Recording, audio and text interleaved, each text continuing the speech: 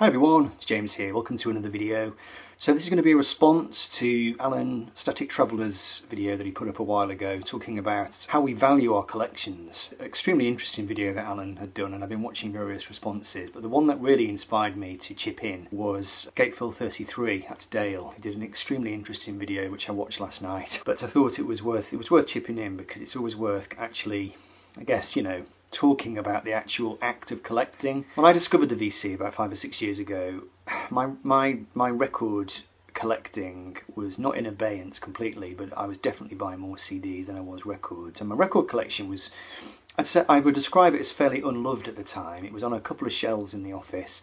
I was still listening to records, I was still definitely playing them. I never stopped playing my records, But they were definitely, I would say, secondary to the CDs at that point. It was discovering the vinyl community, specifically watching Ron Beaudry. I discovered Ron Beaudry's channel, and it reminded me of the story of the shepherd who can account for every last one of his sheep. That's what Ron was like with these records. It was kind of like each individual record he showed had something to say about each one.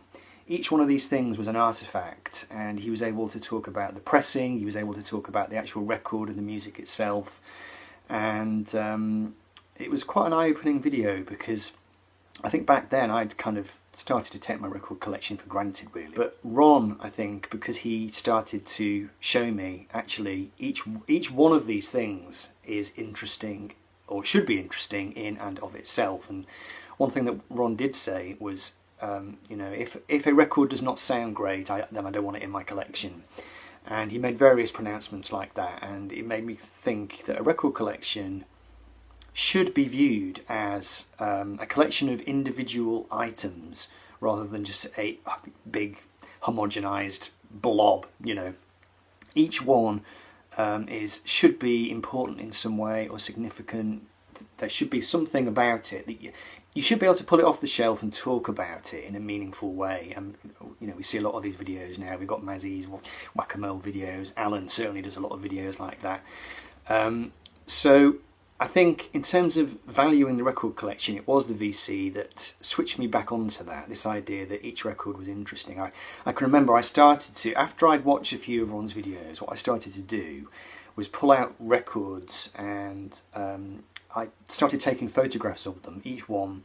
I had this kind of picture in my mind of some sort of online, this is before I knew about Discogs, you see. So I was taking photographs of these records, and I was sort of uploading them, and I was making notes about each one. That's the approach that I've tried to take ever since then. Now, as Dale was saying in his video, the more records you get, the bigger the collection grows, and the more difficult it becomes to treat each individual record as a special item. It's like the farmer in his field has now got thousands of sheep. There's no way he can count them, there's no way he can keep track of them, and if one goes missing, he's got far too many anyway, so if one goes missing, it doesn't really matter. I have slowed down my purchasing now in order to try and focus on listening. I'm still buying records, but not quite as many. And I'm starting to do a thing now where I don't just listen to a record once or twice and then stick it on the shelf.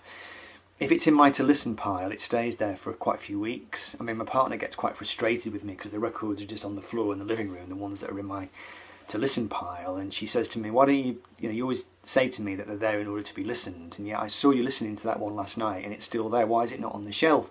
And I say, well, it's because if I put that back on the shelf, it won't get listened to again for months, years maybe.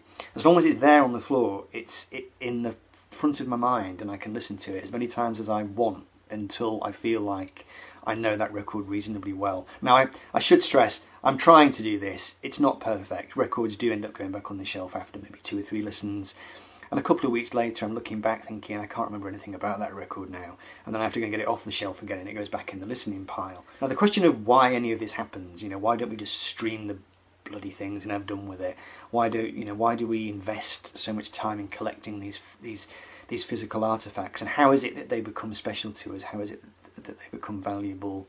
In my case, a lot of it is to do with nostalgia. It's something I've always done. Ever since I was a kid, I had records. When I was 3 or 4 years old, I had a Danzig record player, and the actual records themselves were always interesting artifacts to me. There's a kind of school of thought which says that you know, back in the day when we were all, you know, back in the 1970s or the 60s or the 80s or whatever, before the whole vinyl thing had become this thing, you know, we didn't call records vinyl in those days. We just called it records, called it music. There's a school of thought that, you know, most people didn't actually care about the delivery system. It was the music you were into, and whether you had it on record, whether you had it on cassette, CD, whatever, cartridge, that didn't really matter. The point was it was the music. Now, to an extent, I think that's true, but I think I was always interested in the actual physical artefacts, the actual records themselves, the covers, you know, the jacket designs, the lyric sheets. These things were always of interest to me. And I made a video a while ago saying, why do people get rid of their records? And this is something which I feel very strongly. This idea that why would I stop being interested in something that's clearly been such an integral part of my life? It's a bit like being a football fan. You know, if you become a football fan and start supporting a team at the age of 3, 4, 5, unless something happens to traumatise you and turn you off football, chances are you're going to be a football fan until your dying day. You're going to continue investing your time and energy and effort into that hobby, and it's going to be as important to you when you're an old man as it was when you were a kid. So in that sense, I don't know what would have to happen. There'd be like a switch in my brain would have to switch off in order for me to look at the records on the shelf and just think, actually, you know what, I don't really value these things anymore. These things are not important to me anymore. I can stream the music, not particularly interested in the record. And I'm not saying that won't happen. I'm just saying I can't imagine that happening in the foreseeable future. The ritualistic aspect of putting a record on, queuing it up, sitting down to listen to it, changing the sides, all this stuff, looking at the album artwork, reading the lyrics, that has never changed for me. That's still very much kind of, you know, alive and well. It had receded, like I said, just before I joined the VC, it had definitely receded into the background. But what the VC taught me, it kind of reawakened it, I guess. And once reawakened, it's hard to put it back to sleep. You know, once the cat's out of the bag, it's difficult to put it back in. So that's kind of what I think. Now, Dale mentioned this thing about when he retires, he's going to spend his retirement selling off his records and getting rid of them in readiness for being dead. Now, personally, I don't see it that way. I figured that, you know, once I'm dead, it's not my problem in a way. It sounds quite selfish, but my kids can flog these records off very easily. They can put a notice in the paper. They can get somebody round with a van, and you know, they can be taken away without much trouble. I don't really feel any sense of guilt at amassing all these things. I think as long as I've got air to breathe, and as long as I'm capable of listening to records and playing records, then I'll carry on doing it. If I'm into my 80s and 90s, as long as I can actually physically get to the record player to put them on, I would hope anyway, that I would still be doing it. I think you sort of end up asking yourself, if I was to give up this hobby or give up this interest that I've got, this passion, this enthusiasm, what would it mean for me as a person? And I think in my case, it would be akin to giving up. It would be akin to almost giving up on life in a way. Just because there are stories of people who do just stop their interests, you know. They kind of get to a certain age and they just think, oh, sod it, I can't be bothered. I've burnt out, essentially. All I want to do now is sit in front of the TV and, you know, munch on popcorn and just enjoy myself, just, you know, go for walks and not get all het up by this kind of, you know, very, very time-consuming passion. So that's what I look at myself and I just think, yeah, if ever I stop being interested in all this, then in some way I'll have kind of let go. I'll have let go of something very important in terms of who I am as a person. And I think I sort of view that as admitting defeat in a way, letting life dictate to you and tell you that what you're doing is a waste of time, that it's no longer worth pursuing it. I think ultimately that is quite a depressive way of looking at the world, rather than looking at the world as a constant opportunity to buy more records and listen to them and enjoy the hobby and enjoy talking about the music and being into the music. I almost use that as my yardstick for how connected I am to the lifeblood of my life. You know, obviously I've got my family, I've got my music, you know, I've got other hobbies as well. I'm a passionate reader. I still read so many books every year. You know, I read so much fiction and just you know, enjoy that. I've been writing as well recently, so it's not as if it's my only hobby, but it's certainly a very central one.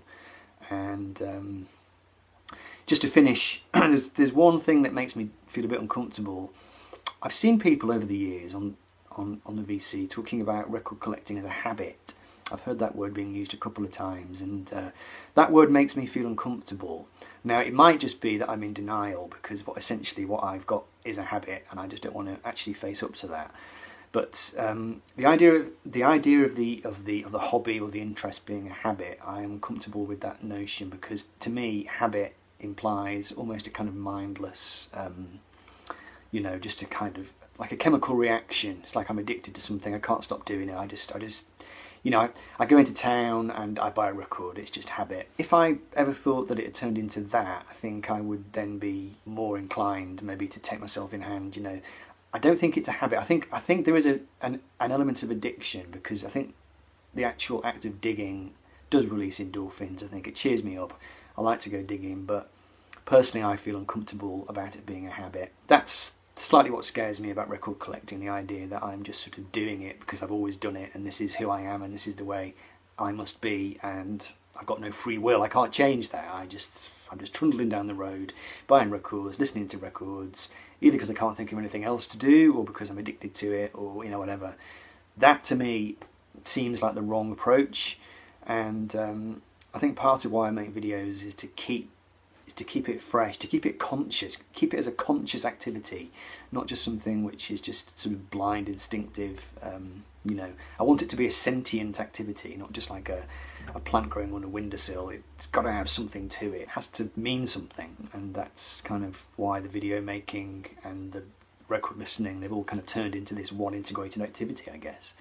So, and that's important to me too. I know people give up the VC and they stop making videos because they want to get back into listening to music properly and not being, not feeling pressured into being on the vinyl community and making record making videos. And I get that. I do get that. Occasionally, I get a bit tired of making videos, and I think it'd be nice just to spend a few weeks and just, you know, buy some records and not think about making videos. But most of the time, I'm quite happy to turn it into an integrated activity where the act of listening to the music and enjoying the music is kind of all one with coming onto. She's having a dream. It's all one with coming onto YouTube and you know, talking about the music. Anyway, so I think I'll leave it there because I don't want to wake Rosie up. Okay, folks, I'll see you soon. Take care. Bye.